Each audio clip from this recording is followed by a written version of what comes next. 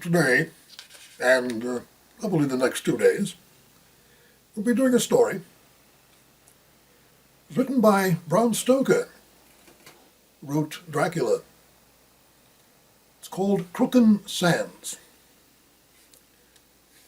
Mr. Arthur Fernlee Markam, who took what was known as the Red House above the Mains of Crooken, was a London merchant, and being essentially a Cockney, thought it necessary when he went for the summer holiday to Scotland to provide an entire rig-out as a Highland chieftain, as manifested in chromolithographs and on the music hall stage.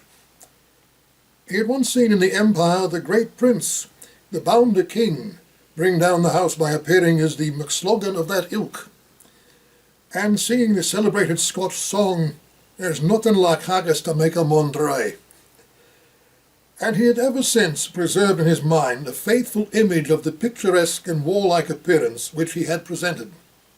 Indeed, if the true inwardness of Mr. Markam's mind on the subject of his selection of Aberdeenshire as a summer resort were known, it would be found that in the foreground of the holiday locality which his fancy painted stalked the many-hued figure of the McSlogan of that ilk. However, be this as it may, a very kind fortune, certainly as far as external beauty was concerned, led him to the choice of Crooken Bay. It is a lovely spot between Aberdeen and Peterhead, just under the rock-bound headland whence the long, dangerous reefs known as the Spurs run out into the North Sea. Between this and the Mains of Crooken, a village sheltered by the northern cliffs, lies the deep bay, backed with a multitude of bent-grown dunes, where the rabbits are to be found in thousands. Thus, at either end of the bay is a rocky promontory, and when the dawn or the sunset falls on the rocks of red sienite, the effect is very lovely. The bay itself is floored with level sand, and the tide runs far out, leaving a smooth waste of hard sand on which there are dotted here and there the stake nets and bag nets of the salmon fishers. At one end of the bay there is a little group or cluster of rocks, whose heads are raised something above high water, except when in rough weather the waves come over them green. At low tide they are exposed down to sand level, and here is perhaps the only little bit of dangerous sand on the part of the eastern coast.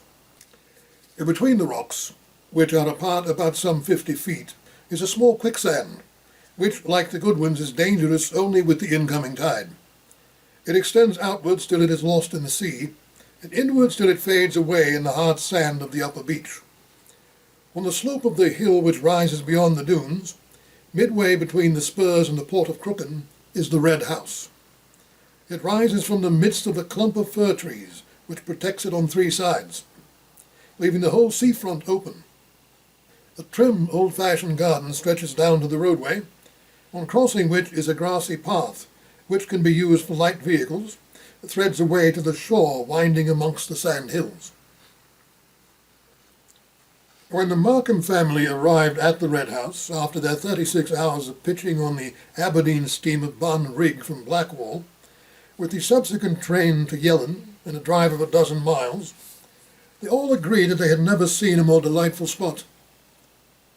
The general satisfaction was more marked as at that very time none of the family were, for several reasons, inclined to find favourable anything or any place over the Scottish border.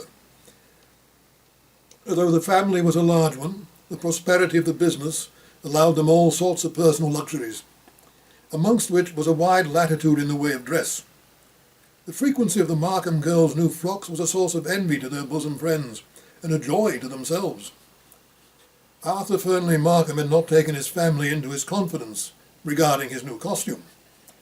He was not quite certain that he should be free from ridicule, or at least from sarcasm, and as he was sensitive on the subject, he thought it better to be actually in the suitable environment before he allowed the full splendour to burst upon them. He had taken some pains to ensure the completeness of the Highland costume. For the purpose he had paid many visits to the Scotch all-wool tartan clothing mart, which had been lately established in Copt Hall Court by the Messrs. McCallum Moore and Roderick MacDhu. He had anxious consultations with the head of the firm, McCallum as he called himself, resenting any such additions as Mr. or Esquire. The known stock of buckles, buttons, straps, brooches, and ornaments of all kinds were examined in critical detail, and at last an eagle's feather of sufficiently magnificent proportions was discovered, and the equipment was complete. It was only when he saw the finished costume, with the vivid hues of the tartans seemingly modified into comparative sobriety by the multitude of silver fittings, the cairngorm brooches, the filibeg, dirk, and sporran, that he was fully and absolutely satisfied with his choice. At first he had thought of the Royal Stuart dress tartan, but abandoned it on the McCallum pointing out that if he should happen to be in the neighbourhood of Balmoral, it might lead to complications. The McCallum, who by the way spoke with a remarkable Cockney accent, suggested other plaids in turn, but now that the other question of accuracy had been raised, Mr. Markam foresaw difficulties if he should by chance find himself in the locality of the clan whose colours he had usurped. The McCallum at last undertook to have, at Markam's expense, a special pattern woven, which would not be exactly the same as any existing tartan, though partaking of the characteristics of many. It was based on the Royal Stuart, but contained suggestions as to simplicity of pattern from the McAllister and Ogilvy clans, and as to neutrality of colour from the clans of Buchanan, Macbeth, Chief of Macintosh, and MacLeod. When the specimen had been shown to Markam, he had feared somewhat lest it should strike the eye of his domestic circle as gaudy.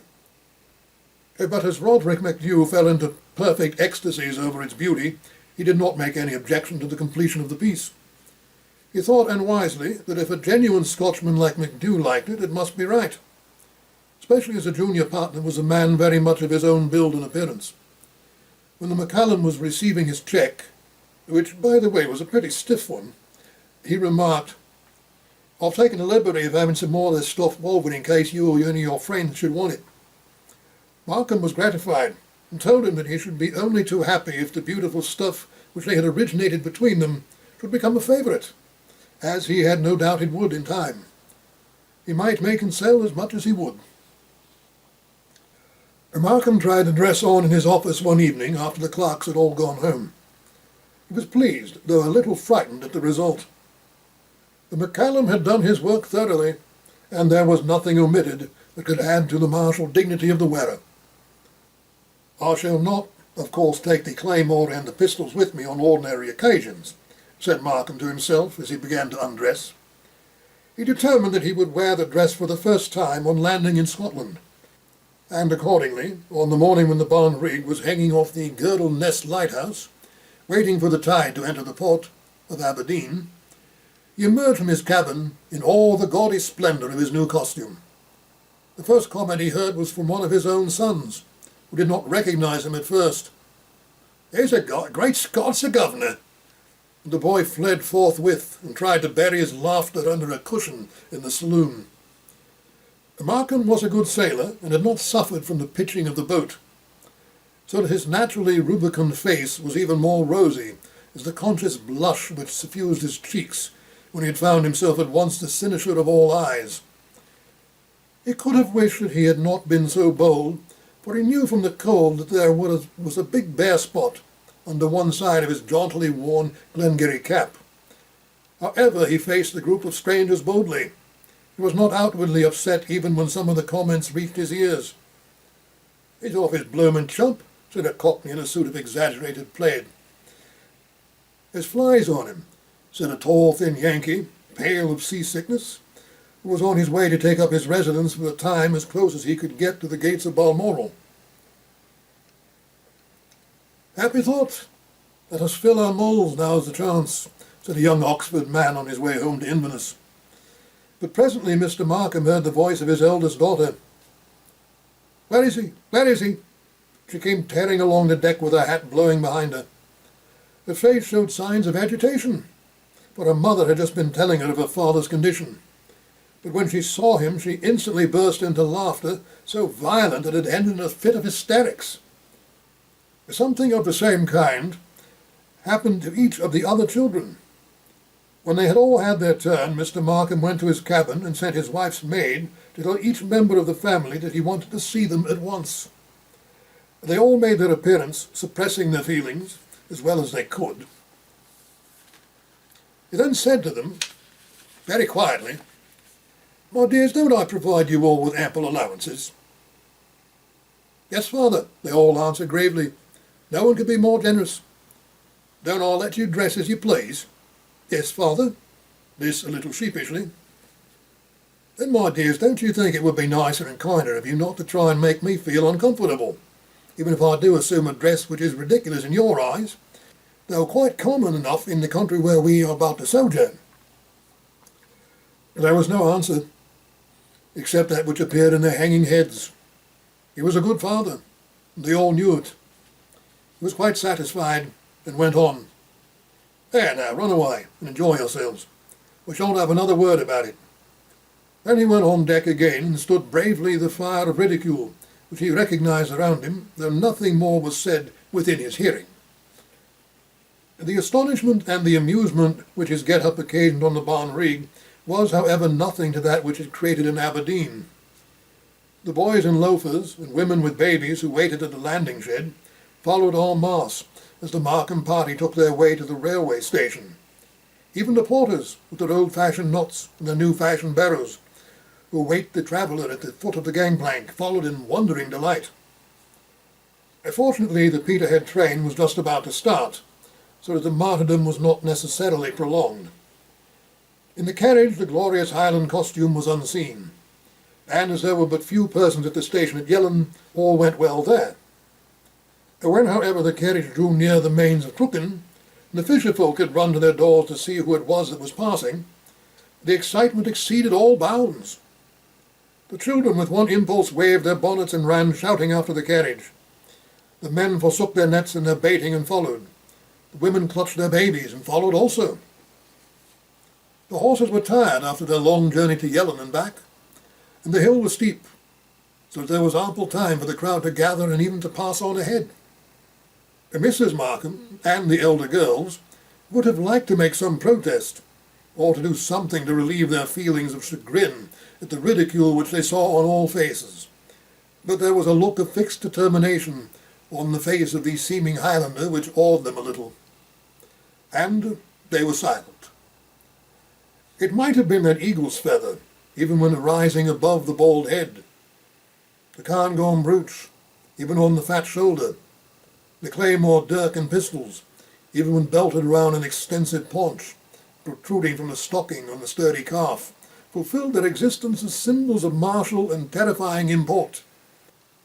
When the party arrived at the gate of the Red House, there awaited them a crowd of Crooken inhabitants, hatless and respectfully silent. The remainder of the population was painfully toiling up the hill. The silence was broken by only one sound, that of a man with a deep voice. "One, but he's forgotten the pipes." We'll continue this tomorrow. The further adventures of Mr. Markam and his interesting costume. We'll see you then.